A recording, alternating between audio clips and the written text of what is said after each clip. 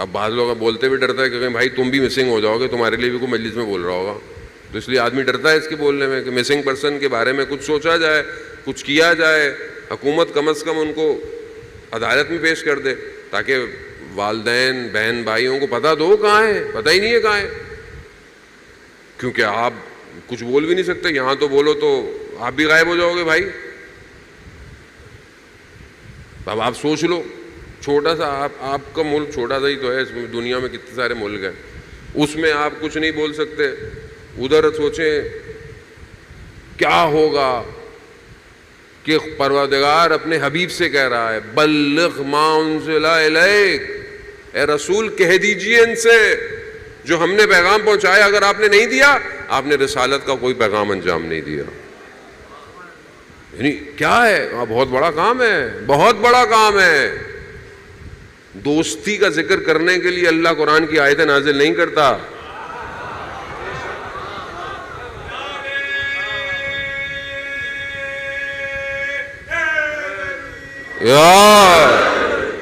دوستی نہیں ہے، دوستی کے لیے خدا کہے گا کہ رسول پیغام دے دیجئے، ابلاغ کر دیں جو ہم نے آپ کو کہا، ابلاغ کر دیں۔ اگر آپ نے نہیں کیا رسالت کا کوئی کام انجام نہیں دیا۔ اب ہمارے بھائی لوگ کہتے ہیں کہ رسول خدا نے کہا کہ مطلب دوست ہیں، میرے دوست ہیں، تو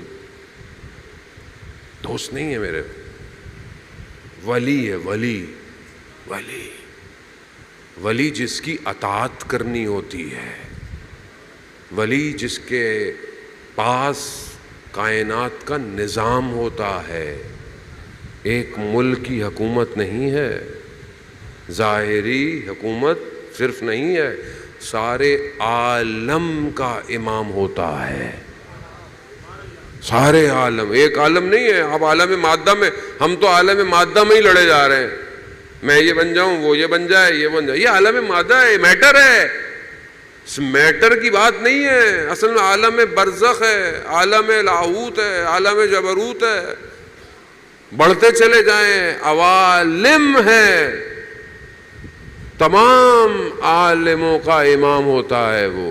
تبھی تو وہ شاید حق باؤ کا کلام ہے غالباً کہ جب سید الشہداء کا سر نیزے پہ تھا تو 18,000 عالم جھکے ہوئے تھے۔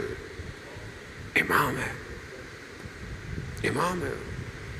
اس نے یہی پلاننگ کی، جب اس نے دیکھا ایسا بھی ہو گیا، اس کے بعد آپ کے سامنے کیا ہوا۔ اب یہی پلانر، کیونکہ یہ سسٹم تھا، اب یہ سسٹم آہستہ آہستہ آہستہ آہستہ آہستہ آہستہ آہستہ آہستہ آہستہ آہستہ ایسا ہو گیا کہ پتہ ہی نہیں چلا کہ جو قرآن کی آیتیں منافقین کے لیے اتری تھیں، رسول خدا کے جانے کے بعد یہ منافق کہاں چلے گئے، یہ کون تھے، سب ایک ہو گیا۔ اب اور سخت ہو گیا، پہلے تو آمنے سامنے تھے، اب اندر آ گئے۔ اب کیسے الگ کیا جائے، آسان نہیں تھا، اتنی پلاننگ کر کر اس نے آ کر سب کو مرج کر دیا۔ کیا کرے، کیا کرے، کون کرے گا؟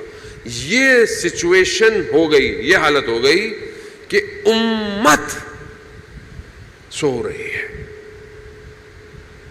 50 سال صرف، بس تھوڑی سی منٹ، مصائب کی رات ہے ویسے بھی، ایک آدھ لمحہ پھر میں آپ سے التماس سے دعا۔